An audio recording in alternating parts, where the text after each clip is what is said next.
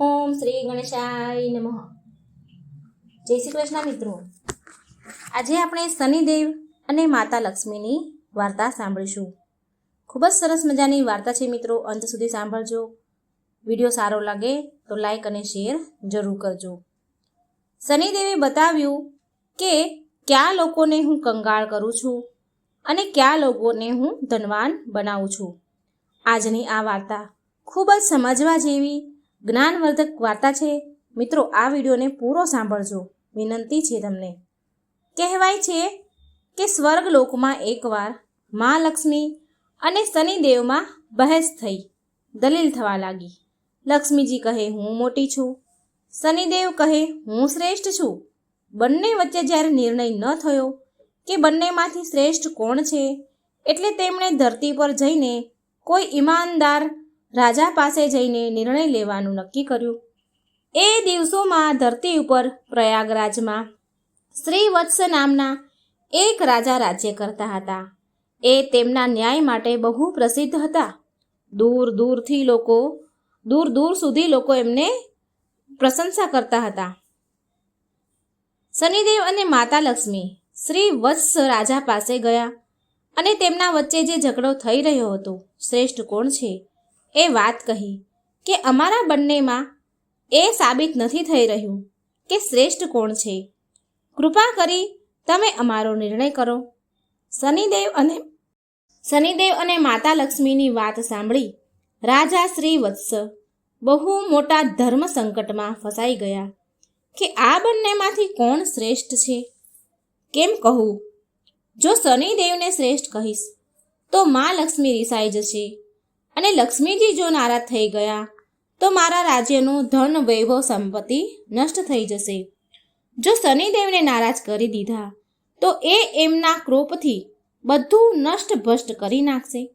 રાજા જ્યારે કોઈ નિર્ણય પર પહોંચ્યા નહીં તો શનિદેવ અને મા લક્ષ્મી રાજાને 1 મહિનાનો સમય આપીને ચાલ્યા ગયા અને કહ્યું કે અમે 1 મહિના પછી આવીશું, ત્યાં સુધી તમે બરાબર વિચાર કરી લો. મિત્રો, એમના ગયા પછી તો રાજાની ઊંઘ હરામ થઈ ગઈ.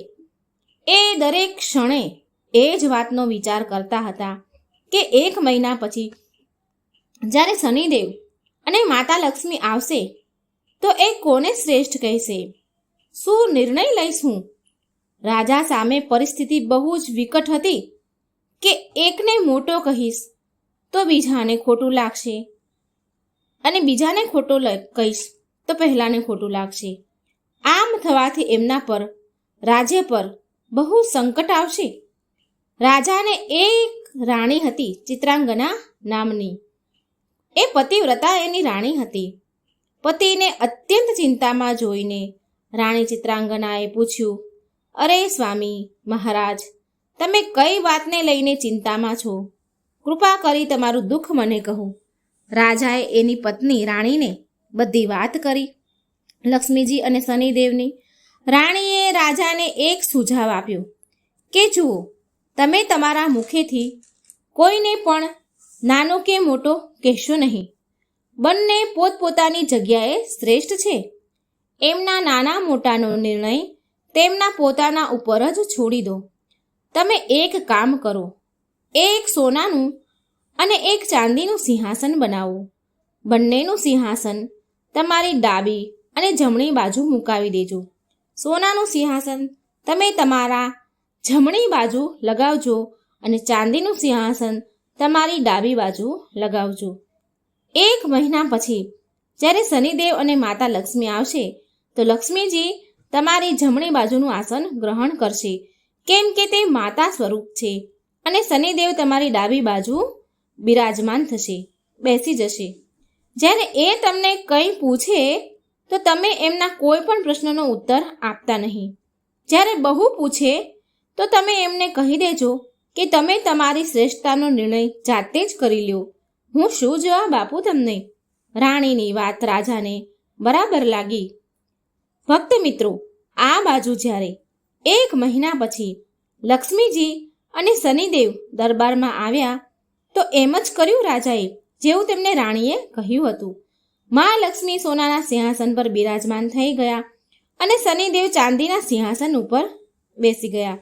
પછી જ્યારે તેમણે રાજા પાસે એમના શ્રેષ્ઠતાનો થવાનો નિર્ણય માંગ્યો તો રાજાએ કહ્યું કે તમે બંનેએ જાતે જ નાના અને મોટા થવાનો નિર્ણય કરી લીધો છે. આમાં હું શું કરી શકું છું? ભક્ત મિત્રો, આ સાંભળી ભગવાન શનિદેવ નારાજ થઈને ત્યાંથી ચાલ્યા ગયા. માતા લક્ષ્મીએ કહ્યું કે પુત્ર, શનિદેવ તમારાથી નારાજ થઈ ગયા છે અને તેમના કોપના કારણે તમારા ઉપર બહુ મોટું સંકટ આવી શકે છે. પરંતુ તમે ચિંતા ન કરો, હું તમારી સાથે છું. શનિદેવે રાજા ઉપર એવો કોપ વરસાવ્યો કે એમના રાજ્યમાં ભયંકર કાળ પડ્યો. લોકો ભૂખ્યા મરવા લાગ્યા. નર, નારી, જીવજંતુ બધા જ તેમના રાજ્યને છોડીને બીજા રાજ્યમાં જવા લાગ્યા. રાજાથી એના રાજ્યની આવી દશા જોવાતી ન હતી. 1 વર્ષ પછી રાજાએ પણ તેના રાજ્યને છોડવાનો નિર્ણય કર્યો. હવે એ તેમની પત્ની ચિત્રાંગનાને સાથે લઈને ઘરેથી નીકળી ગયા. એક પોટલીમાં તેમણે હીરા મોતી ઘરેણાં બધા ભરી લીધા. વિચાર્યું કે જ્યાં પણ રહીશું ત્યાં તકલીફ આવશે તો આ કામ લાગશે. આને વેચીને આપણું ગુજરાન ચલાવીશું. રાજા રાણી ઘરેથી હજી નીકળ્યા જ હતા કે એ જ સમયે ભયંકર વાવાઝોડું તોફાન આવ્યું. ચારેય બાજુ અંધકાર છવાઈ ગયો. એ અંધારાના કારણે રસ્તો ભટકી ગયા. સમજમાં ન આવતું હતું કે ક્યાં જવું. ત્યારે માતા લક્ષ્મીએ નાની એવી કન્યાનું રૂપ લીધું અને આવ્યા અને ફાનસના પ્રકાશથી તેમને એક નદીના કિનારે છોડી દીધા. પછી મા લક્ષ્મી ત્યાંથી ચાલ્યા ગયા. હવે રાજા રાણીની આગળ એ સમસ્યા હતી કે નદીને પેલે પાર કેવી રીતે જવું. હજી આમ વિચાર કરી જ રહ્યા હતા કે શનિદેવ એક નાવિકનું રૂપ લઈને નાવ લઈને ત્યાં પહોંચી ગયા. રાજા રાણી જ્યાં ઊભા હતા. રાજાએ નાવિકને નદીને પેલે પાર લઈ જવા માટે આગ્રહ કર્યો. નાવિક બોલે છે, હું તમને પેલે પાર પહોંચાડી તો દઈશ, પણ મારી નાવડી બહુ નબળી છે. આમાં એક વારમાં એક જ વ્યક્તિ એક જ સવારી બેસી શકે છે. રાજા બોલ્યા, ઠીક છે, ચાલો એક એક કરીને અમને પેલે પાર ઉતારી દો. નાવિક બનેલ શનિદેવ રાણીને પેલે પાર પહેલા પહોંચાડી દીધા. બીજી વાર રાજાને લઈ ગયા અને ત્રીજી વાર એ નાવિકે રાજાના ધનનું પોટલું રાખી લીધું. પણ એ નાવિક તો સ્વયં શનિદેવ હતા, માટે એ ધનનું પોટલું લઈ અને નદીની વચ્ચોવચ્ચ જ ગાયબ થઈ ગયા. હવે તો રાજા રાણી પાસે જે ધન હતું એ પણ ન રહ્યું. હવે તો ખાવાનું શું, ભોજનનું સંકટ ઊભું થઈ ગયું. જે ધન હતું એ તો ચાલ્યું ગયું. ખરું સંકટ આવ્યું. પણ રાજા ઘણા ધીરજવાળા હતા. ભગવાનની ઈચ્છા સમજીને એ ત્યાંથી આગળ ચાલતા એક ગામમાં પહોંચી ગયા. ત્યાંના ગામના લોકો જંગલમાંથી લાકડા કાપીને વહેંચતા હતા. રાજા પણ તેમની રાણી સાથે એ જ ગામમાં રહેવા લાગ્યા અને લાકડા વેચીને તેમનું ગુજરાન ચલાવવા લાગ્યા. લક્ષ્મીજીની કૃપાથી એમને ચંદનનો બગીચો મળી ગયો. રાજાએ ચંદનના લાકડા વેચીને ઘણા પૈસા કમાવી લીધા. હવે તો રાજા રાણીનું જીવન સુખપૂર્વક વીતવા લાગ્યું. રાજા અને રાણીની શાંતિ, સુખ, ચેન જોઈને શનિદેવે એક બીજી ચાલ રમી. એક વ્યાપારી હતો જે એ ગામમાંથી ચંદનના લાકડા ભરીને બીજા રાજ્યમાં લઈ જતો હતો. આજે એમનો જહાજ એ નદીના કિનારે ફસાઈ ગયો હતો. વ્યાપારી જહાજ ચલાવવાની ઘણી કોશિશ કરી રહ્યા છે, પણ જહાજ તસથી મસ નથી થઈ રહ્યું. વ્યાપારીને કંઈ સમજાતું ન હતું કે શું કરવું. ત્યારે શનિદેવ એક બ્રાહ્મણનું રૂપ લઈને એ વ્યાપારી પાસે આવ્યા અને બોલ્યા, વેપારી, તારું આ જહાજ ચાલુ થઈ જશે જો કોઈ પતિવ્રતા સ્ત્રી તારા જહાજને હાથ લગાડી દેશે તો. ત્યારે એવું જ બન્યું. ત્યારે વેપારીએ એવું જ કર્યું. પૂરા ગામની સ્ત્રીને બોલાવી બધીએ જહાજને હાથ અડાડ્યો. જહાજ છતાં પણ હલ્યું નહીં. કોઈએ બતાવ્યું કે ગામમાં હજી એક સ્ત્રી બાકી રહી ગઈ છે, જે હજી સુધી અહીં આવી નથી. વેપારી પોતે રાજાના ઘરે ગયો એ સ્ત્રીને બોલાવવા માટે. એ સ્ત્રી બીજી કોઈ નહીં પણ રાણી ચિત્રાંગના હતી. વેપારી જ્યારે રાણીને નિમંત્રણ આપે છે તો રાણીએ ત્યાં જવા માટે ના કહી દીધી અને કહ્યું કે આ સમયે મારા પતિ જંગલમાં લાકડા કાપી રહ્યા છે, હું તમારા જહાજ પાસે નહીં જઈ શકું. વેપારી સમજી ગયો કે આ જ સ્ત્રી પતિવ્રતા છે અને આ સ્ત્રી જ એના જહાજને નીકાળી શકશે. પાછો એ સાંજના સમયે એના ઘરે ગયો, રાજાના ઘરે, કે એ સમયે રાજા શ્રી વત્સ એમના ઘરે જ હતા, માટે તેમણે આ નિમંત્રણ સ્વીકાર કરી લીધું. જ્યારે રાજા અને રાણીને કહ્યું કે એ જહાજને હાથ અડાડી દે જેનાથી જહાજ નીકળી જાય, તો રાણીએ એના પતિના કહેવાથી જહાજ પાસે ગયા અને જહાજને હાથ અડાડ્યો. જહાજને અડ્યા અને જહાજ તો હલવા ચલવા લાગ્યું. આ જોઈ વેપારીના મનમાં પાપ જાગ્યું કે આ સ્ત્રીને હું મારી સાથે લઈ જાઉં. આ સ્ત્રી બહુ સુંદર પણ છે અને જો ક્યાંક કોઈ વાર મારું જહાજ ફસાઈ ગયું તો આના અડવાથી મારું જહાજ નીકળી જશે. આમ વિચારી વેપારીએ રાણી ચિત્રાંગનાને જહાજમાં તેની સાથે ખેંચી લીધી અને જહાજ લઈને ચાલતો થઈ ગયો અને રાજા તો બૂમો પાડતો રહી ગયો.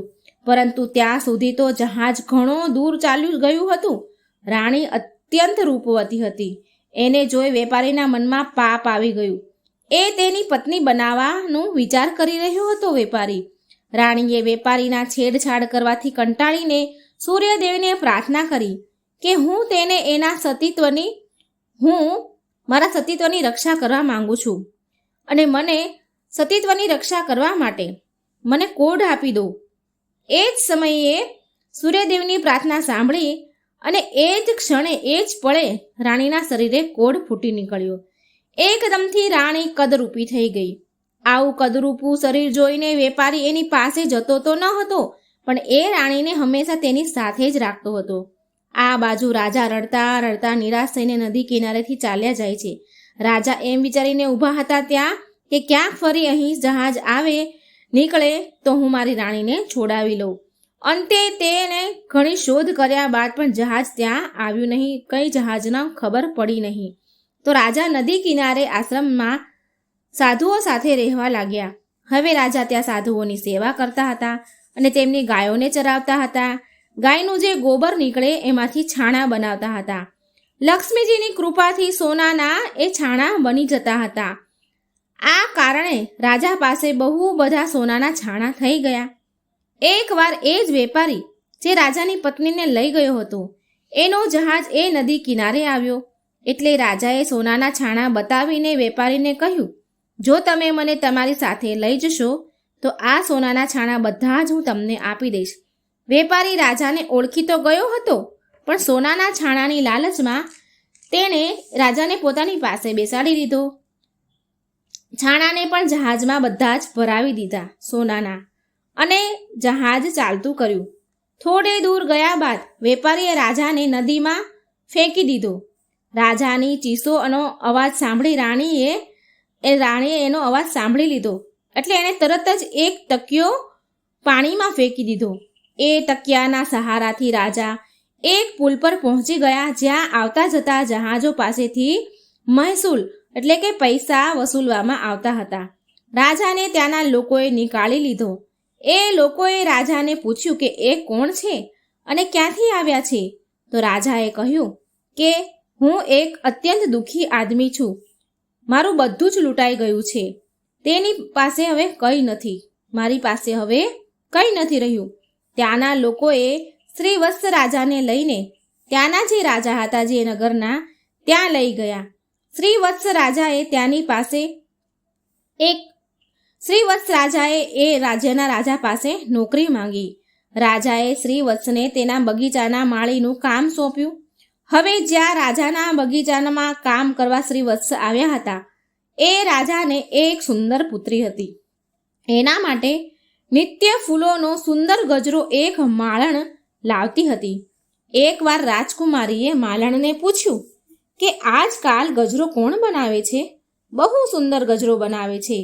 માલણ બોલી કે એક નોકર નવા આવ્યા છે બગીચામાં જે ગજરા બનાવે છે. રાજકુમારીએ તે નોકરને જોવાની ઈચ્છા કરી. જ્યારે રાજકુમારીએ રાજા શ્રી વત્સને જોયા તો એ એના પર મોહિત થઈ ગઈ અને રાજા સાથે લગ્ન કરવાની જીદ પકડી લીધી. રાજકુમારીના પિતા રાજાએ રાજકુમારીને ઘણી સમજાવી, પરંતુ રાજકુમારી માની નહીં. તો એના પિતાએ લાચાર થઈને તેની પુત્રીના વિવાહ તે નોકર એટલે કે રાજા શ્રી વત્સ સાથે કરાવી દીધા અને એક જંગલમાં તેને મકાન આપી દીધું રહેવા માટે.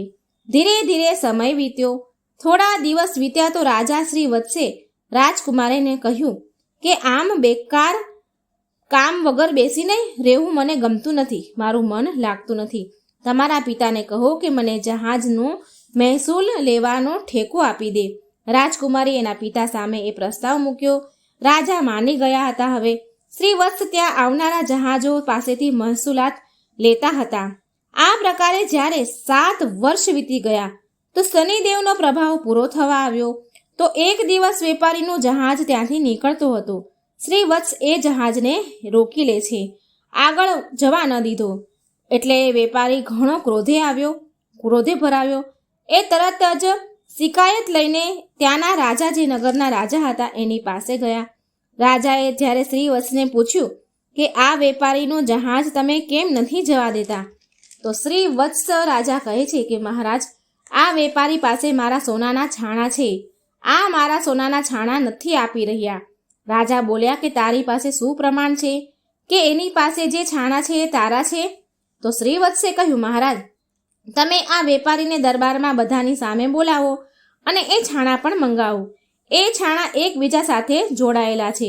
જો આ વેપારી તેને છૂટા પાડી દે તો એ બધા છાણા એના, અને જો એ છાણાને ઉખાડી નથી શકતા એકબીજાથી, તો હું એ છાણાને ખોલીને બતાવીશ. હવે એ છાણાઓને દરબારમાં લાવવામાં આવ્યા. વેપારીને કહેવામાં આવ્યું કે જો આ છાણા તારા છે તો તું આને છૂટા પાડીને બતાવ. જો તું નહીં ખોલી શકે તો આ છાણા તારી પાસેથી લઈ લેવામાં આવશે. મિત્રો, તે વેપારીએ છાણાને સાંજ સુધી છૂટા પાડવાની કોશિશ કરી, પણ એનાથી એક પણ છાણું છૂટું પડ્યું નહીં. અંતમાં જ્યારે સાંજ પડી તો રાજાનો જમાઈ શ્રી વત્સ એનો વારો આવ્યો અને તેણે એક ક્ષણમાં જ, એક પળમાં જ છાણાને છૂટા પાડી દીધા. તો રાજાએ પૂછ્યું કે તું કોણ છે? તો શ્રી વત્સ રાજાએ બધી જ વાત કરી કે મહારાજ, આણે મારી પત્ની ચિત્રાંગનાને પણ લઈ લીધી છે. આ વેપારીએ છીનવી લીધી છે મારાથી. કૃપા કરી મને મારી રાણી પાછી અપાવી દો. દર્શક મિત્રો, રાજાએ વેપારીને કહીને તરત જ ચિત્રાંગનાની પાલખી મંગાવી અને વેપારીને પકડીને કડક સજા આપી. ચિત્રાંગનાએ સૂર્યદેવને પ્રાર્થના કરી કે મારા રૂપને ફરી પહેલા જેવું કરી દો. મિત્રો, ભગવાન સૂર્યદેવની કૃપાથી રાણી ફરી સુંદર થઈ ગઈ. રાજાએ આદર સાથે ઘણું બધું ધન આપીને વિદાય કરી. સાથે એની સાથે ચિત્રાંગનાને પોતાની દીકરી પણ માની લીધી. ધન દોલત આપીને રાજાને પ્રેમથી વિદાય કર્યા. રાજા ફરી એના રાજ્યમાં પાછા આવ્યા અને સિંહાસન ઉપર સવાર થઈ ગયા. એક દિવસ શનિદેવે પ્રગટ થઈને રાજા શ્રી વત્સને કહ્યું કે હે રાજન, મારી અને લક્ષ્મીજીની ચર્ચા તો એક બહાનું હતું. અમે તો તમારા સત્યની પરીક્ષા લઈ રહ્યા હતા. હવે હું તમને બતાવું છું કે કયા લોકોનો નાશ થાય છે, કયા લોકોનું હું નાશ કરું છું. તો નંબર 1 કે વિપત્તિમાં પણ જે તેનો ધર્મ અને સત્યનો ત્યાગ ન કરે એનો ક્યારેય નાશ નથી થતો, પણ દેવતા લોકો એની સહાયતા કરે છે.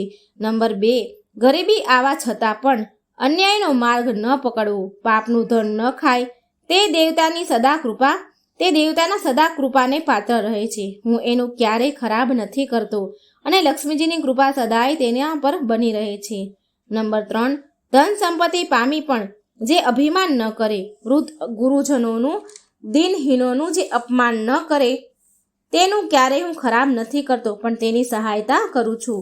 મારી કૃપાથી લોકો પળવારમાં ધનવાન બની જાય છે અને પળવારમાં કંગાળ બની જાય છે. જાઓ રાજા, મારું વરદાન છે કે તમારું રાજ્ય ફરી સંપન્ન થઈ જશે. ધન દોલતથી, ધન ધાન્યથી સંપન્ન થઈ જશે. દરિદ્રતા તારી પાસે ક્યારેય નહીં આવે. તારી પ્રજા ખુશહાલ થઈ જશે. રાજાને વરદાન આપીને શનિદેવ અને માતા લક્ષ્મી ત્યાંથી ચાલ્યા ગયા.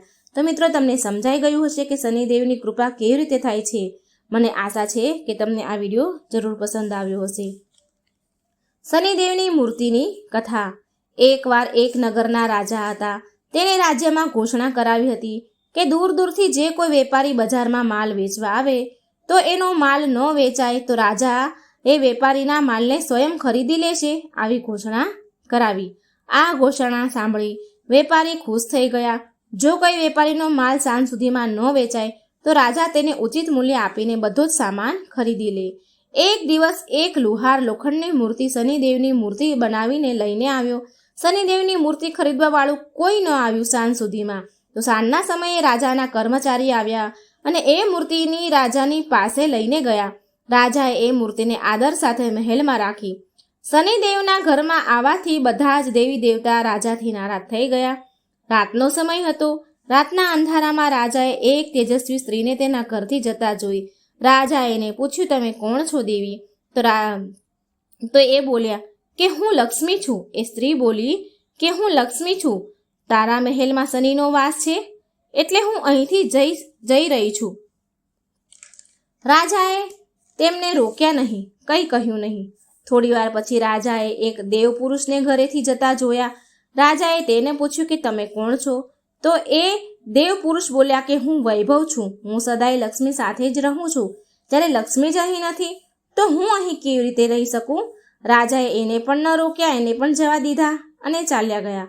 આવી રીતે ધર્મ, ધૈર્ય, ક્ષમા બધા એક એક કરીને ચાલ્યા ગયા. રાજાએ કોઈને પણ ન રોક્યા. અંતમાં જ્યારે સત્ય જવા લાગ્યા તો રાજાના પૂછવાથી સત્ય બોલ્યા કે જ્યાં લક્ષ્મી, વૈભવ, ધર્મ, ધૈર્ય અને ક્ષમાનો વાસ નથી તો હું અહીં કેવી રીતે રહીશ? હું શું કરીશ? ત્યારે રાજા સત્ય ભગવાનના પગમાં પડી ગયા કે મહારાજ, તમે કેવી રીતે જઈ શકો? તમારા જ કારણે, તમારા જ આશ્રય મેં લક્ષ્મી, વૈભવ અને ધૈર્ય, ધર્મ વગેરે બધાનો તિરસ્કાર કર્યો છે. હું તમને નહીં છોડું. રાજાનો આટલો આગ્રહ જોઈને સત્ય ત્યાં રોકાઈ ગયું. મહેલની બહાર બધા જ દેવી દેવતા સત્યની વાટ જોઈને ઊભા હતા. એમના ન આવતા જોઈને ધર્મ બોલ્યા કે હું સત્ય વિના નહીં રહી શકું, હું પાછો જઉં છું. ધર્મની પાછળ ક્ષમા, વૈભવ બધા જ પાછા આવી ગયા તથા રાજાને કહેવા લાગ્યા કે તારા સત્ય અને પ્રેમના કારણે જ અમારે અહીં રોકાવું પડ્યું છે. તારા જેવા રાજા દુઃખી ના રહી શકે. સત્યના કારણે લક્ષ્મીજી અને શનિદેવ એક સાથે રહેવા લાગ્યા. બોલો સત્યનારાયણ ભગવાનની જય. હે પ્રભુ, જે કૃપા તમે રાજા ઉપર કરી એવી જ કૃપા આ કથા સાંભળનાર, વાંચનાર, હુંકારો ભરનાર બધા ઉપર જ કરજો. બોલો શનિદેવની જય. મિત્રો, વિડીયો સારો લાગે તો લાઈક, શેર કરી ચેનલને સબસ્ક્રાઈબ જરૂર કરી દેજો. બોલો બજરંગબલીની જય, હનુમાનજીની જય. એક ડોસીમાની આ વાર્તા છે. એક ડોસીમાં રોજ હનુમાનજીના મંદિરે જતા હતા. એ ચૂરમાનો લાડુ અને એક રોટલી લઈને મંદિરે રોજ આવે અને હનુમાનજીને એમ કહે કે કાંધે સોટી, લાલ લંગોટી.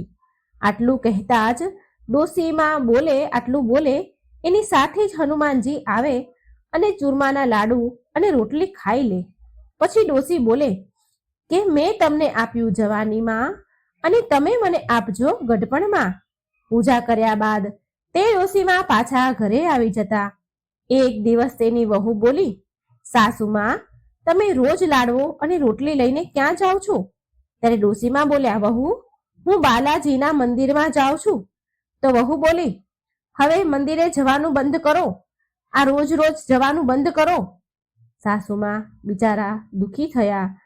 એમણે કઈ જવાબ આપ્યો નહીં અને પછી તો સાસુમાં એણે કંઈ ન ખાધું ન પીધું અને જઈને સૂઈ ગયા. સૂતા સૂતા એ ડોસીમાને 5 દિવસ થઈ ગયા. એક દિવસ તો હનુમાનજી એના સપનામાં આવ્યા અને બોલ્યા કે તમે મને આપ્યું જવાનીમાં, હું તમને આપું છું ગઢપણમાં. ત્યારે ડોસીમાં કહે છે, આજે તો તમે મને આપી રહ્યા છો, પણ રોજ કોણ આપશે? આટલું કહી હનુમાનજી બોલ્યા કે હું રોજ આપીશ. આ સાંભળીને ડોસીમાં તો ખુશ થઈ ગયા અને ચૂરમાનો લાડવો ખાઈ લીધો. આ બાજુ ડોસીમાની વહુ પાસે હવે કંઈ પણ વધ્યું ન હતું. કામ ધંધામાં ખોટ થવા લાગી. એક દિવસ વહુએ વિચાર્યું કે ચાલ તો ખરી, હું સાસુમાને જોઈ આવું તો ખરી. 7 દિવસ થઈ ગયા છે, મેં તો સાસુમાને જમવાનું પણ નથી આપ્યું. તો તે ડોસી બરાબર જામી છે, તંદુરસ્ત થઈ ગઈ છે, બરાબર શરીર થયું છે એનું. એટલે એની સાસુ પાસે ગઈ અને બોલી કે મેં તો તમને જમવાનું પણ નથી આપ્યું 7 દિવસથી, તમે શું ખાવ છો? તો ડોશીમાં બોલ્યા કે વહુ, મને તો હનુમાનજી મીઠા મીઠા લાડવા અને રોટલી આપી જાય છે, હું એ જ ખાઉં છું. આ સાંભળીને વહુ તો હેરાન રહી ગઈ અને સાસુમાના પગમાં પડી ગઈ અને બોલી માફી માંગી અને કહે છે, માજી, અમે તો તમારા ભાગ્યનું જ ખાઈએ છીએ. અમારા ઘરમાં તો હવે કંઈ પણ નથી રહ્યું. અન્ન ધન બધું સમાપ્ત થઈ ગયું છે. હવે તમે પાછા ઘરે આવો અને તમારું ઘર સંભાળો. પછીથી ડોશીમાં એમના ઘરે ગયા અને પછીથી રોજ ડોશીમાં મંદિરે જઈને હનુમાનજીને લાડુ અને રોટલી લઈને જતા અને ભોગ ધરાવતા. અને પછી એનું ઘર ઘણું અન્ન ધનથી ભરાઈ ગયું. હનુમાનજીની કૃપા થઈ. હે હનુમાનજી, જેવી કૃપા તમે ડોશીમા પર કરી એવી કૃપા તમારા બધા ભક્ત પર કરજો. આ કથા સાંભળનાર, વાંચનાર, આ વિડીયો જોનાર બધા ઉપર તમારી કૃપા વરસાવજો. જય હનુમાન દાદા. હવે આપણે મિત્રો સાંભળીશું શનિદેવ અને હનુમાનજીની કથા. જય શનિદેવ, જય હનુમાન. મિત્રો, આપણે બધા જ જાણીએ છીએ કે શનિદેવને ન્યાયના દેવતા માનવામાં આવે છે. સૂર્યપુત્ર શનિદેવને ખુશ કરવા માટે આપણે બહુ બધા ઉપાયો કરતા હોઈએ છીએ. શનિદેવની દશાથી બચવા માટે એવું માનવામાં આવે છે કે શનિદેવના પ્રકોપથી વ્યક્તિના ખરાબ દિવસ આવવાના શરૂ થઈ જાય છે. પણ શું તમે જાણો છો કે શનિદેવ હનુમાનજીના ભક્તોને ક્યારેય હેરાન નથી કરતા? હવે આના પાછળનું કારણ શું છે એ હું તમને કહું છું. જ્યારે રાવણના પુત્ર મેઘનાથનો જન્મ થયો હતો એ સમયે આકાશમાં શનિદેવનો બહુ પ્રકોપ હતો, બહુ પ્રભાવ હતો અને શનિદેવના આ પ્રભાવના કારણે મેઘનાથના અમર થવાનો યોગ તો ખતમ જ થઈ ગયો હતો. આ વાત જાણીને રાવણને ખૂબ ક્રોધ આવ્યો. રાવણ બહુ મોટો યોગી હતો. ક્રોધમાં આવેલ રાવણે તેના યોગના બળ દ્વારા શનિદેવને લંકામાં કેદ કરી લીધા. ત્રેતા યુગમાં જ્યારે મા સીતાને શ્રી રામ દ્વારા મોકલેલ વીંટી આપવા માટે હનુમાનજી લંકા આવ્યા તો તેમણે શનિદેવને એક કેદીના રૂપમાં કેદ થયેલા જોયા. હનુમાનજી શનિદેવને ત્યાં જોઈને તો હેરાન થઈ ગયા અને તેમને આનું કારણ પૂછ્યું. શનિદેવે એને બતાવ્યું હનુમાનજીને કે હું શનિદેવ છું. રાવણે એના યોગ બળથી મને અહીં કેદ કરી મૂક્યો છે. શનિદેવે હનુમાનજીને ત્યાંથી છોડાવવા માટે આગ્રહ કર્યો, વિનંતી કરી. ત્યાર પછી જ્યારે હનુમાનજીએ શનિદેવને રાવણથી મુક્તિ અપાવી તો શનિદેવ ખુશ થઈ ગયા અને હનુમાનજીને વરદાન માંગવા માટે કહ્યું. ત્યારે હનુમાનજીએ કહ્યું કે કળિયુગમાં જે પણ મારો ભક્ત હશે અને મારી આરાધના કરશે તો તમે તેને ક્યારેય પણ અશુભ ફળ નહીં આપો. ત્યાર પછીથી શનિવારે હનુમાનજીની પણ પૂજા કરવામાં આવે છે અને બધા જ હનુમાન ભક્તો પર શનિદેવની કૃપા રહે છે. કહેવાય છે કે લંકાથી પ્રસ્થાન કરતી વખતે શનિદેવે લંકા પર એમની વક્ર દ્રષ્ટિ નાખી હતી અને આ જ કારણથી રાવણ અને તેના પૂરા કુળનો યુદ્ધમાં નાશ થઈ ગયો હતો. આના સિવાય એક બીજી પણ એવી કથા છે કે એકવાર હનુમાનજી તેમના પ્રભુ શ્રી રામનું સ્મરણ કરી રહ્યા હતા. એ સમયે શનિદેવ ત્યાં આવી ગયા અને કહેવા લાગ્યા કે હવે કળિયુગ પ્રારંભ થઈ ગયો છે. આ યુગમાં હનુમાનજી, તમારું શરીર દુર્બળ છે અને મારું શરીર બળવાન થઈ ગયું છે અને હવે હું તમારા શરીર પર સાડા સાતી બનીને આવી રહ્યો છું. શનિદેવને બિલકુલ અહેસાસ ન હતો કે હનુમાનજી રઘુવીરના પરમ ભક્ત છે અને એના શરીર પર કોઈ પણ પ્રકારની દશાનો, કોઈ પણ પ્રકારનો પ્રભાવ થતો નથી, પડી શકે નહીં. હનુમાનજીએ શનિદેવને કહ્યું કે તમે મને મારા પ્રભુ શ્રી રામનું સ્મરણ કરવા દો. મારા શરીર અને મારી આત્મા પર મારા પ્રભુ શ્રી રામ સિવાય બીજું કોઈ ન આવી શકે. મારા શરીર અને મારી આત્મા પર પ્રભુ શ્રી રામનો જ વાસ છે. પણ શનિદેવ તો માન્યા નહીં. તેમણે કહ્યું કે પૂરી સૃષ્ટિ પર મારી દ્રષ્ટિ છે અને તમે આનાથી ન બચી શકો, તમે આનાથી દૂર ન રહી શકો. જ્યારે શનિદેવ માન્યા નહીં તો હનુમાનજી બોલ્યા કે તમે મારા શરીરમાં ક્યાં બેસવા માંગો છો શનિદેવ? તો શનિદેવે બહુ ગર્વ સાથે કહ્યું કે હું પહેલા 2.5 વર્ષ મસ્તક પર બેસીને બુદ્ધિને વિચલિત કરું છું. બીજા 2.5 વર્ષ હૃદયમાં બેસીને હું મનુષ્યને અભદ્ર દુષ્ટ બનાવી દઉં છું અને છેલ્લા 2.5 વર્ષ હું પગમાં બેસીને તેને ભટકાવું છું. અને શનિદેવના માન્યા નહીં અને હનુમાનજીના મસ્તક પર આવીને બેસી ગયા. તો હનુમાનજીએ એમના માથા ઉપર એક પર્વત મૂકી દીધો. આ જોઈ શનિદેવ ગભરાઈ ગયા અને તેમણે કહ્યું, હનુમાનજી, તમે આ શું કરી રહ્યા છો? હનુમાનજીએ જવાબ આપ્યો કે હું મારી ખંજવાળ મટાડી રહ્યો છું, મને ખંજવાળ આવી રહી છે. આમ કહીને હનુમાનજીએ એક બીજો પર્વત એના માથા ઉપર મૂક્યો. તો શનિદેવ બોલ્યા, હનુમાનજી, તમે આને ઉતારો, હું તમારી વાત માનવા તૈયાર છું. તો ફરી હનુમાનજીએ એક ત્રીજો પથ્થર તેમના માથા ઉપર મૂકી દીધો. હવે શનિદેવ ગભરાઈ ગયા અને બોલ્યા કે હું ક્યારે તમારી આસપાસ પણ નહીં આવું. તો ફરી પાછા હનુમાનજીએ એક ચોથો પર્વત તેમના માથા ઉપર મૂક્યો. હવે શનિદેવને કંઈ સમજાતું ન હતું. શનિદેવ હનુમાનજીને કહેવા લાગ્યા કે હું ન ક્યારેય તમને હેરાન કરીશ અને ન તમારા ભક્તોને હેરાન કરીશ. મિત્રો, આ જ કારણ છે કે હનુમાનજીના ભક્તોને શનિદેવ ક્યારેય હેરાન નથી કરતા. મિત્રો, જો તમે પણ હનુમાનજીની આરાધના કરો છો તો તમારે પણ શનિદેવથી ભયભીત થવાની જરૂર નથી. શનિદેવ એમની કૃપા તમારા પર હંમેશા રાખશે. જય શનિદેવ. શનિદેવની એક અન્ય કથા. એક ગામમાં એક બ્રાહ્મણ તેના પરિવાર સાથે રહેતો હતો. એકવાર જ્યારે તે સૂઈને ઉઠ્યો તો એ બહુ ચિંતામાં હતો. તે તેના પત્નીને પૂછે છે, એટલે તેની પત્નીએ એને પૂછ્યું. જ્યારે બ્રાહ્મણ ઉઠ્યા તો ચિંતામાં હતા તો એની પત્નીએ પૂછ્યું કે તમે સવારમાં કઈ ચિંતામાં ડૂબ્યા છો? શું ચિંતા છે? તો બ્રાહ્મણ બોલ્યા કે આજકાલ મને સપનામાં રોજ એક વ્યક્તિ નીલા એટલે કે વાદળી કપડાં પહેરેલા દેખાય છે અને કહે છે કે હું તને લાગીશ. આ સાંભળી તેની પત્ની બોલી, અરે, આ તો શનિદેવ છે અને તમારા ઉપર શનિની દશા લાગવાની છે. હવે જ્યારે એ તમારા સપનામાં આવે ને તો તમે એમ કહેજો કે લાગી જાઓ, પણ સવા પહોરથી વધારે હા ન ભરતા, હા ન કહેતા. બીજા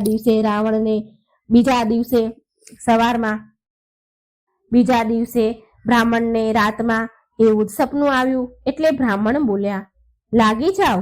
તો શનિદેવ બોલ્યા, બ્રાહ્મણ, હું 7.5 વર્ષ સુધી લાગીશ. બ્રાહ્મણ બોલ્યા, નહીં મહારાજ, આ તો મારાથી સહન નહીં થાય. તો શનિદેવ બોલ્યા, ઠીક છે, તો 5.5 વર્ષ માટે લાગીશ. તો બ્રાહ્મણ દેવ બોલ્યા, નહીં મહારાજ, નહીં, હું આ સહન નહીં કરી શકું. તો શનિદેવ ફરી બોલ્યા કે તો 2.5 વર્ષ લાગીશ. એટલે બ્રાહ્મણ બોલ્યા, મહારાજ, આ પણ મારાથી સહન નહીં થાય. આમ કરતા કરતા શનિદેવ બોલ્યા, સવા પહોર માટે તો તારે મારી દશા સહન કરવી જ પડશે. પછી બ્રાહ્મણ હા પાડે છે અને સવાર ઉઠીને બ્રાહ્મણે તેની પત્નીને બધી વાત કહી અને બોલ્યા કે મને સવા પહોરની દશા લાગી છે. તું મને સોનાના 2 સિક્કા આપી દે. હું જંગલમાં જઈશ, ત્યાં બેસી અને પૂજા પાઠ કરીશ અને સમય પૂરો થવા પર પાછો આવી જઈશ. તું ઘરે જ રહેજે. બાળકોને પણ બહાર ન જવા દેતી, કોઈની સાથે ઝઘડો પણ ન કરતી. આમ કહી બ્રાહ્મણ જંગલમાં ચાલ્યા ગયા. ત્યાં પૂજા પાઠ કરવા લાગ્યા. એક પહોર તો આમ વીતી ગયો. બ્રાહ્મણે વિચાર્યું કે એક પહોર તો વીતી ગયો, હવે થોડી જ વારમાં આ બીજો જે સમય બાકી છે એ રસ્તામાં જ કપાઈ જશે. આમ વિચારીને એ બ્રાહ્મણ ઘર તરફ આગળ વધ્યા. પરંતુ શનિની દશાથી કોણ બચી શક્યું છે? શનિદેવે રસ્તામાં તરબૂચનું ખેતર મૂકી દીધું. બ્રાહ્મણ વિચારે છે કે બાળકો માટે તરબૂચ લઈ જાઉં. બ્રાહ્મણે તરબૂચના જે ખેતરના માલિક હતા એને અવાજ આપ્યો, બોલાવ્યા, પણ એ માળી આવ્યો નહીં. તો બ્રાહ્મણે એક સોનાનો સિક્કો ત્યાં મૂકી દીધો અને 2 તરબૂચ તોડી લીધા અને તેના થેલામાં મૂકીને આગળ વધ્યા. શનિદેવ રાજાના સૈનિકોના વેશમાં આવ્યા. રાજાના સૈનિકોનો વેશ ધર્યો અને આવ્યા અને બોલ્યા, બ્રાહ્મણ, આ તારા થેલામાં શું છે? બ્રાહ્મણ બોલ્યા કે તરબૂચ છે, તરબૂચ તોડીને લાવ્યો છું મારા છોકરાઓ માટે. સૈનિક બોલ્યા, ખોલીને બતાવો. જેવા બ્રાહ્મણ થેલો ખોલે છે કે તરબૂચની જગ્યાએ રાજાના છોકરાના માથા દેખાયા. એ સૈનિકો બ્રાહ્મણને પકડીને રાજા પાસે લઈ ગયા અને કહ્યું કે આ બ્રાહ્મણે તમારા બંને પુત્રને મારી નાખ્યા છે. આ થેલામાં એમના માથા છે. રાજાના તો હોશ ઉડી ગયા. રાજા બોલ્યા, આ બ્રાહ્મણને ફાંસી પર લટકાવી દો. બ્રાહ્મણને ફાંસી દેવાની તૈયારી થવા લાગી તો બ્રાહ્મણ બોલ્યા કે હું મારે પૂજા પાઠ મને કરી લેવા દો, પછી તમે મને ફાંસીએ ચડાવી દેજો. આ મારી છેલ્લી અંતિમ ઈચ્છા છે. રાજા બોલ્યા, ઠીક છે, એમને પૂજા કરવા દો. હવે બ્રાહ્મણની દશાનો જે થોડો સમય બાકી હતો, વધ્યો હતો, એ પૂજા પાઠમાં પૂરો થઈ ગયો. એટલામાં રાજાના બંને છોકરા શિકાર રમવા ગયા હતા તો એ રમીને પાછા આવી ગયા અને એને જોઈને રાજા તો હેરાન થઈ ગયા. એમણે વિચાર્યું કે આ શું, મારા છોકરા તો જીવતા છે. રાજાએ બ્રાહ્મણની ફાંસી રોકી દીધી અને બોલ્યા કે બ્રાહ્મણ, તમે આ શું જાદુ ટોના કર્યું છે? બ્રાહ્મણ બોલ્યા, મહારાજ, મેં કોઈ જાદુ નથી કર્યું. આ તો મારા ઉપર શનિની દશા લાગી હતી અને આ જ કારણથી, આ જ પરિણામથી આવું બધું મારી સાથે બન્યું. આ બધું એનું જ પરિણામ છે. રાજાએ પૂછ્યું કે દશા લાગે તો શું ઉપાય કરવો જોઈએ? બ્રાહ્મણ બોલ્યા કે જો રાજાને શનિની દશા લાગે તો કાળા હાથીનું દાન આપવું જોઈએ. કોઈ શેઠને કે કોઈ સાહુકારને દશા લાગે તો કાળા ઘોડાનું દાન કરવું જોઈએ. સાધારણ ગ્રહસ્થ મનુષ્યને દશા લાગે તો એમને કાળા કૂતરાને તેલથી ચોપડેલી રોટલી આપવી જોઈએ. પીપળાના ઝાડને પાણી રેડવું જોઈએ અને કથા વાર્તા કરવી જોઈએ. પછી રાજાએ બ્રાહ્મણને છોડી દીધા. બ્રાહ્મણ ઘરે પહોંચ્યા તો એની પત્નીએ પૂછ્યું કે થેલામાં શું છે? તો બ્રાહ્મણ બોલ્યા કે તરબૂચ લાવ્યો છું બાળકો માટે. પત્નીએ થેલો ખોલીને જોયું તો તરબૂચની જગ્યાએ ધન ભર્યું હતું. પત્નીએ પૂછ્યું કે આટલું બધું ધન ક્યાંથી લાવ્યા? તમને તો શનિની દશા લાગી હતી ને? બ્રાહ્મણ બોલ્યા, જ્યારે દશા લાગી હતી તો તરબૂચની જગ્યાએ રાજાના દીકરાના માથા થઈ ગયા હતા અને ફાંસી પર ચડવાની તૈયારી થઈ હતી. અને જ્યારે દશા ઉતરી તો તરબૂચની જગ્યાએ ધન થઈ ગયું છે. તરબૂચ ધનમાં ફરી ગયા છે. હે શનિ મહારાજ, જેવી દશા બ્રાહ્મણની દશા લાગી હતી ત્યારે થઈ હતી એવી દશા કોઈના ઉપર ન કરતા અને જેવી દશા બ્રાહ્મણની દશા ઉતરી ત્યારે થઈ હતી એવી કૃપા બધા ઉપર કરજો. બોલો શનિ મહારાજની જય. ભગવાન શિવ પણ શનિની વક્ર દ્રષ્ટિથી નતા બચી શક્યા. ભગવાન શિવ પર પણ પડી હતી શનિદેવની વક્ર દ્રષ્ટિ. સરસ મજાની કથા છે મિત્રો, સાંભળો. આ કથા ભગવાન ભોળાનાથની અને શનિદેવની છે. એક સરસ કથા લઈને હું આવી છું મિત્રો. શનિદેવને ન્યાયના દેવતા કહેવાય છે. પોતાના જીવન કાળમાં દરેક વ્યક્તિને શનિદેવની વક્ર દ્રષ્ટિનો સામનો કરવો જ પડે છે. નવગ્રહોમાં શનિદેવ સૌથી ધીરે ચાલવા વાળા ગ્રહ છે અને આ બધા રાશિઓનું ભ્રમણ કરવા માટે 30 વર્ષનો સમય લગાડે છે શનિદેવ. મનુષ્ય, દેવતા, દાનવ, ઋષિ મુનિ બધાને જ આમની વક્ર દ્રષ્ટિનો સામનો કરવો પડે છે. ત્યાં સુધી કે એકવાર ભગવાન શિવને પણ શનિદેવની વક્ર દ્રષ્ટિનો સામનો કરવો પડ્યો હતો. એક કથા અનુસાર શનિદેવ ભગવાન શંકરના ઘરે કૈલાસ પર્વત પર પહોંચ્યા અને શનિદેવે ભોળાનાથને પ્રણામ કર્યા. ભોળાનાથ બોલ્યા, બોલો શનિદેવ, કેવી રીતે અહીં આવવાનું થયું? તો શનિદેવ બોલ્યા, સમયના ચક્ર અનુસાર કાલે મારી વક્ર દ્રષ્ટિ તમારા ઉપર પડવાની છે, એટલે કે કાલે હું તમારી રાશિમાં ભ્રમણ કરીશ. શનિદેવની વાત સાંભળીને ભોળાનાથ હેરાન થયા અને પૂછ્યું કે શનિ, તમે ક્યાં સુધી મારી રાશિ પર રહેશો? ત્યારે શનિદેવ બોલ્યા, પ્રભુ, સવા પહોર સુધી તમારા પર મારી દ્રષ્ટિ રહે. સવા પહોર સુધી મારી દ્રષ્ટિ તમારા ઉપર રહેશે. આમ કહી શનિદેવ ભોળાનાથને પ્રણામ કરી અને ચાલ્યા ગયા. હવે મહાદેવ મૂંઝાયા, વિચાર કરવા લાગ્યા કે મારે શનિની વક્ર દ્રષ્ટિથી બચવું પડશે. જો મારા ઉપર શનિની વક્ર દ્રષ્ટિ પડશે તો દેવો શું વિચારશે? મહાદેવ એક યોજના બનાવે છે કે કાલે સવારે હું શનિના આવતા પહેલા જ કૈલાસ છોડીને મૃત્યુલોક પર ચાલ્યો જઈશ અને કંઈક એવું કરીશ કે શનિની વક્ર દ્રષ્ટિથી હું બચી જઈશ. બીજા જ દિવસે ભગવાન ભોળાનાથ મૃત્યુલોકમાં ધરતી પર પહોંચ્યા અને એક હાથીનું રૂપ ધારણ કરી લીધું. હાથીના રૂપમાં મહાદેવને આખો દિવસ રહેવું પડ્યું. આમ તેમ ભટકતા ભટકતા એમણે જ્યારે એક નગરમાં પ્રવેશ કર્યો તો લોકો ડરવા લાગ્યા, ગભરાવા લાગ્યા અને હાથીને ભગાડવા લાગ્યા. હાથીના રૂપમાં જ એમને જળ અને અન્ન વધુ ભોજન ગ્રહણ કરવું પડ્યું. દિવસ ઢળ્યો. મહાદેવ વિચારે છે કે ચાલો આજે તો દિવસ પૂરો થઈ ગયો, વીતી ગયો. હું શનિની વક્ર દ્રષ્ટિથી બચી ગયો છું. હવે તો કૈલાસ પર પાછો ચાલ્યો છું. પછી મહાદેવ હાથીનું રૂપ બદલી તેમના અસલ રૂપમાં આવી ગયા અને કૈલાસ પહોંચતા જોયું કે શનિદેવ પહેલાથી જ ત્યાં હાજર હતા. શનિદેવ મહાદેવને જોતા જ પ્રણામ કરે છે. એમને જોઈને ભોળાનાથ હસ્યા અને બોલ્યા, જોયું શનિદેવ, હું તમારી વક્ર દ્રષ્ટિથી બચી ગયો ને? તમે તમારી વક્ર દ્રષ્ટિ મારા ઉપર ન નાખી શક્યા ને? મહાદેવની વાત સાંભળી શનિદેવ બોલ્યા કે હે પ્રભુ, મારી વક્ર દ્રષ્ટિથી ન દેવ બચી શક્યા છે, ના મનુષ્ય બચી શક્યા છે, ન દાનવ બચી શક્યા છે અને ના તમે પણ બચી શક્યા છો. મહાદેવ તો હેરાન થઈ ગયા સાંભળી અને બોલ્યા, કેવી રીતે શનિદેવ? તો શનિદેવ બોલ્યા, પ્રભુ, આ મારી વક્ર દ્રષ્ટિનો જ પ્રભાવ હતો કે તમે તમારું વાસ્તવિક સ્વરૂપ ત્યાગીને હાથીની યોનિમાં તમે ગયા. તમારે હાથીની યોનિમાં જવું પડ્યું, આમ તેમ ભટકવું પડ્યું. પશુ યોનિમાં જ તમારે અન્ન જળ ગ્રહણ કરવું પડ્યું. તમારું નિવાસ સ્થાન કૈલાસ છોડવું પડ્યું. મારી દ્રષ્ટિ જેવી તમારી ઉપર પડી એ જ પરથી તમને શનિ દશાના તમે પાત્ર બની ગયા હતા. આ સાંભળી મહાદેવ હસ્યા અને શનિદેવને ગળે લગાડ્યા અને બોલ્યા કે શનિદેવ, ખરેખર તમે મારા શિષ્ય કહેવાને યોગ્ય છો. સાથે એ વરદાન આપ્યું કે 9 ગ્રહોમાં તમારું સ્થાન શ્રેષ્ઠ હશે. જીવનમાં સારા કામ કરવા વાળા તમારાથી ભયભીત નહીં થાય અને જળમાં કમળ સમાન સુરક્ષિત રહેશે.